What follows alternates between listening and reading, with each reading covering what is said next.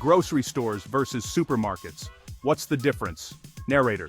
If you want to uncover more surprising facts and tips about grocery stores and supermarkets, make sure to hit subscribe and turn on notifications for more insightful content. These days, people across the country are constantly engaging in regional term debates like soda versus pop and fireflies versus lightning bugs. Since these inconsistencies are so common, you might have thought the only difference between a grocery store and a supermarket was whether the person who mentioned one was from Ohio or Texas. In reality, there are distinctions between the stores themselves.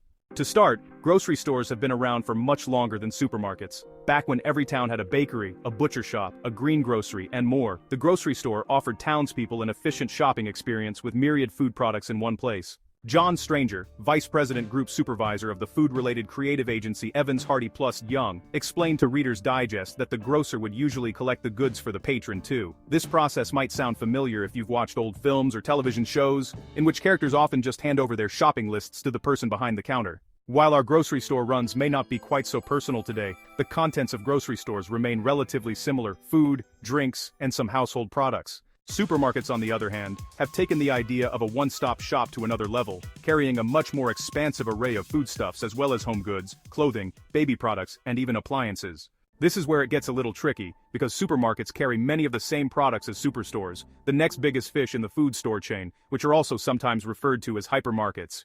According to the Houston Chronicle, supermarkets and superstores both order inventory in bulk and usually belong to large chains, whereas grocery stores order products on an as-needed basis and are often independently owned.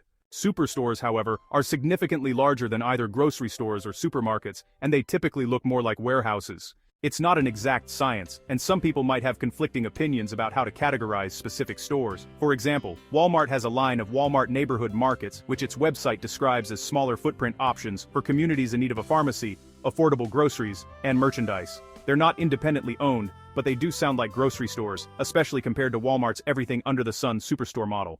Knowing the correct store terms might not always matter in casual conversation, but it could affect your credit card rewards earnings. American Express, for example, offers additional rewards on supermarket purchases, and it has a specific list of stores that qualify as supermarkets, including Trader Joe's, ShopRite, Stop & Shop, and Whole Foods. Target and Walmart, on the other hand, are both considered superstores, so you won't earn bonuses on those purchases.